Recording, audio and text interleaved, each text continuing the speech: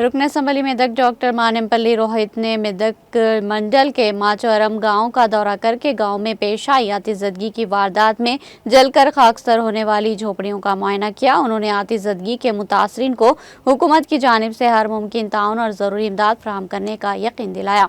इस मौके पर रुकन असम्बली डॉक्टर रोहित ने ओहदेदारों से बात की और कुमार और लावण्या को यकीन दिलाया कि इनकी बाज आबादकारी की जाएगी और इंदिरामा का मकान उन्हें अलॉट किया जाएगा। इस मौके पर खिताब करते हुए मानेमपल्ली रोहित ने यकीन दिलाया कि वो इन दलित बच्चों की हर मुमकिन मदद करेंगे जो अपनी रिहायशी झोपड़ी में आग लगने की वजह से सड़क पर गिर गए। इस मौके पर मेदक के तहसीलदार लक्ष्मण बाबू ने मौके पर पहुंचकर पंचनामा किया और फौरी इमदाद के तौर पर 25 किलो चावल इनके हवाले किए। कांग्रेस पार्टी कायदीन श्रीनिवास चौधरी, हफीज और दीगर ने शिरकत की।